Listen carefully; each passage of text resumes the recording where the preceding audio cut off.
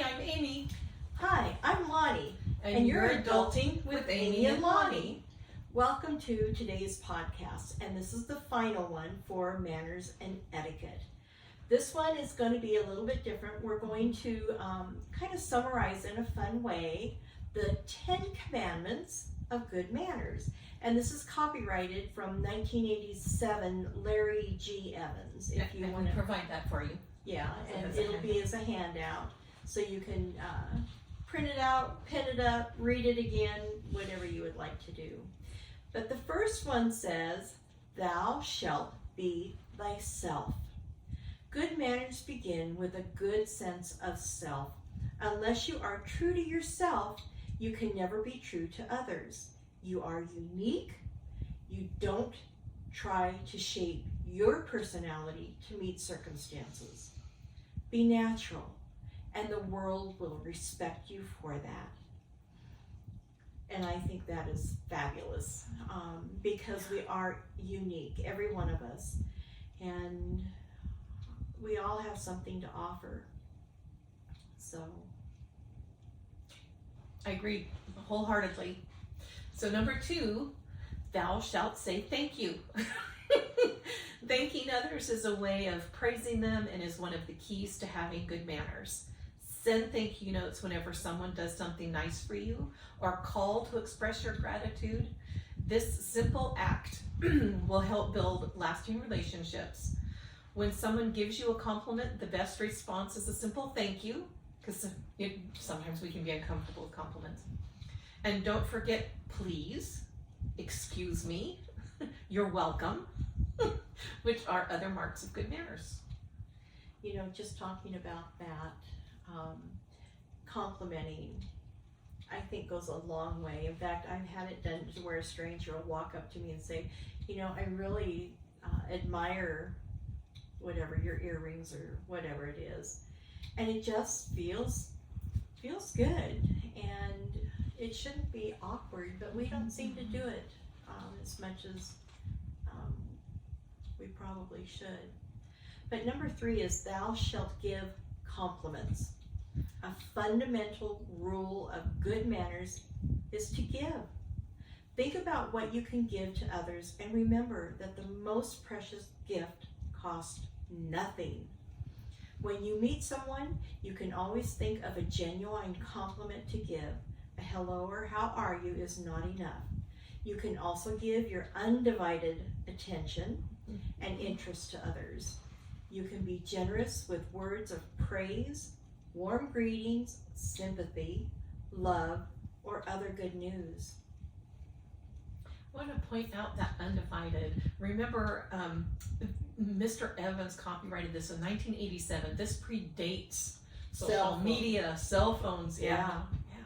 Anyway, number 4, thou shalt not be boastful, arrogant, or loud.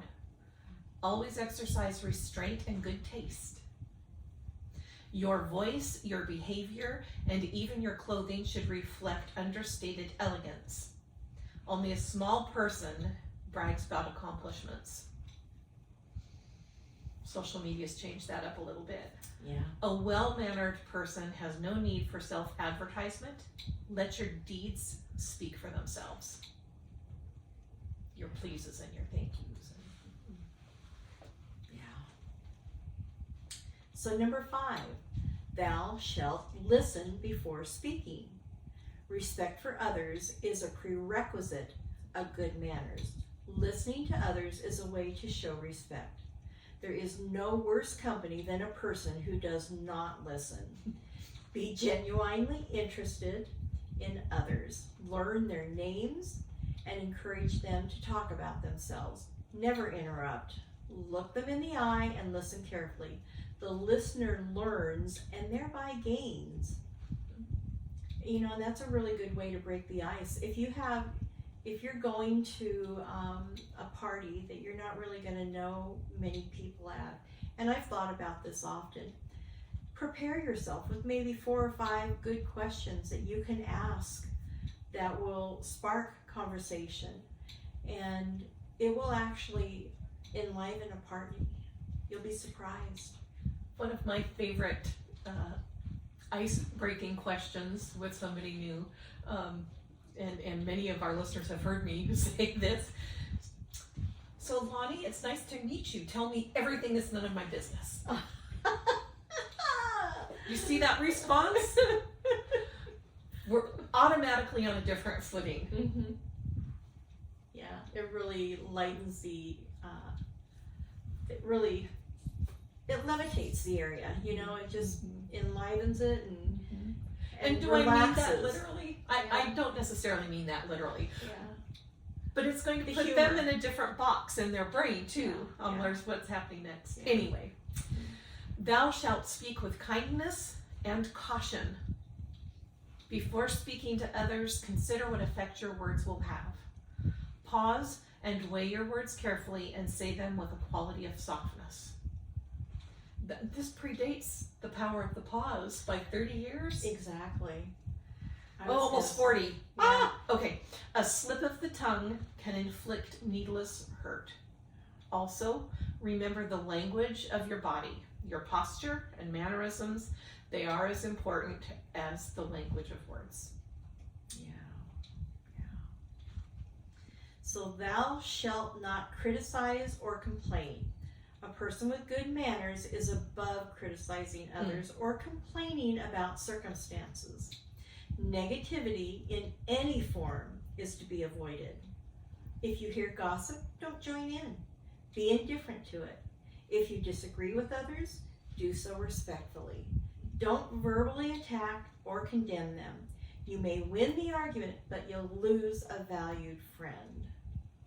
And you know, the whole gossip thing, you can actually, if people start gossiping, you can actually verbally say, you know, I really don't want to talk about this. Can we change the subject?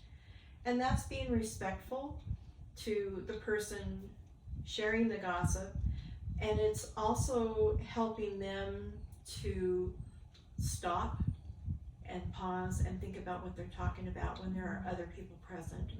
And so you're helping to keep them in a better light by asking them to change the subject. And you're defending the person that's not there to defend themselves. That's by true. cutting that short. Yeah. Yeah. Thou shalt be punctual. We're giggling because you'll hear it. Appreciate the value of time, yours and others. If you make an appointment, arrive on time. If you must be late, call first. Never arrive early for social engagement. Your host may still be getting dressed. We do slightly disagree with that. If I'm still getting dressed 10, 15, even 20 minutes before the event, I'm not ready. Well, but then you're not respecting your guests. Exactly. You know, Exactly. it's like, but the Anyway. point remains, you know, hey, Lonnie, I'm running early. Would it be of any help if I showed up early? Would it be of any help? Because maybe it's not. Maybe she is completely ready to roll and she's enjoying some downtime. yeah, that's Anyway, so we slightly disagree with this point, but this does state, apologies to Mr. Evans, never arrive early for a social engagement. Your host may still be getting dressed. Okay. Don't overstay your welcome.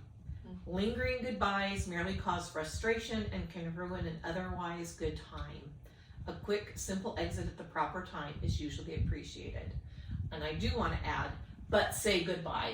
Don't slip out. Well, and not only that, before you say goodbye, you might want to check with the host and say, can I help you clean up?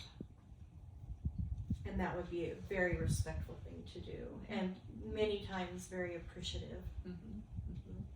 And Lonnie, I have had such a good time and I apologize. I didn't know it was going to go so late. I have to go to relieve the babysitter, whatever that looks like. Just communicate that respectfully and move along.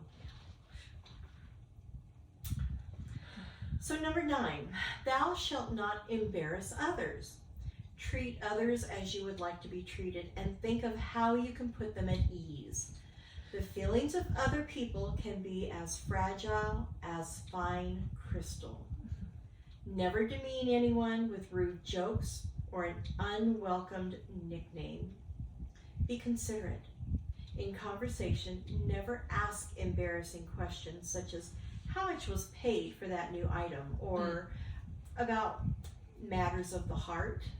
It's always good manners to think of others first. Yeah. Especially if this is a stranger that you're meeting. Exactly. You know, we know nothing about each other, and you know, I'm an open book. You ask, I'm going to tell. You know, hey, great shirt. Where'd you get that? You know what? I have to tell you, I found this on sale at blah blah blah blah blah. Not you know, not everybody's that way. Be sensitive. Yeah. And again, this ties into what we spoke about last week on, you know, don't make assumptions. Okay. Last one, number 10. Thou shalt act and look your best. A gracious friend is never ruffled. We were both ruffled today. Be a calming, happy influence in any stressful situation and maintain your composure. I'm sorry. I'm not maintaining my composure, Lonnie. Well, I was gonna go ahead and finish. Okay. I'm gonna say something at the end. See humor whenever possible. Master self-control and have empathy for others. Always act your best with courtesy and politeness. Each day, dress as if it were your only chance to shine.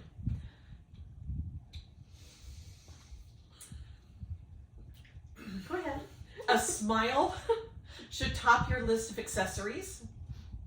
Your home, car, and workplace should reflect your best. They should be tidy, neat, and well organized. Table manners are important.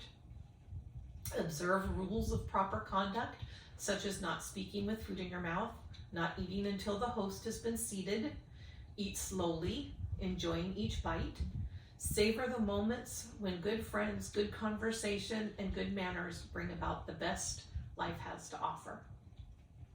It's really good. Yeah. It's really good.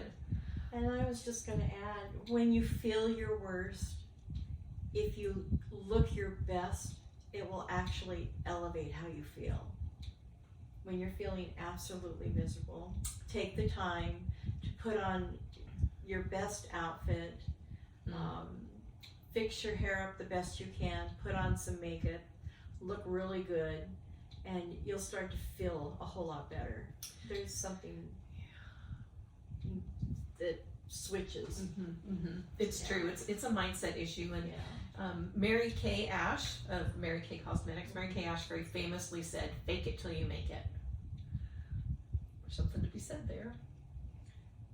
Well, put on your best. Yes. Get yourself there. Yes. And the reason I laughed is because, you know, a pajama day is a pajama day.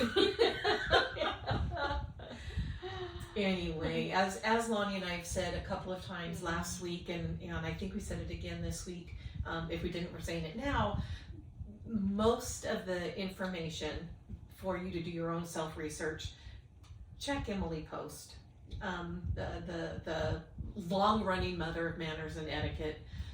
There are multiple books on Amazon by audience. Are you looking for etiquette for kids? Are you looking for dinner meetings for professionals based on a different culture? If you're the hosting, if you're the guest, if you can think of it, it's available. There are multiple books. We tried really just to cover some very basic things, and hopefully we model them in general as well. We will provide some links for you and some handouts for you, and what else? Well, I think that's about it. I think that's about it. Except she keeps hitting my soapbox buttons. None of us are perfect. I do have soapbox moments, but anyway. Me too. Yeah. My biggest soapbox is self-care, because if you have not taken adequate care of yourself, you're incapable of taking care of somebody else. Well, and speaking of that, the next topic that we will be covering will be on self-care, and we're kind of excited about this one. So this kind of concludes this whole series, and we appreciate you joining us, coming along on this journey with us, and we look forward to you joining us again. Continue to share what you'd like us to talk about. We do read and do the research and come back and share with you what we've learned. Challenge us. Yeah, and we will see you we'll see you next week. We'll see you next week. So have a fabulous week. And be well. Bye. Bye.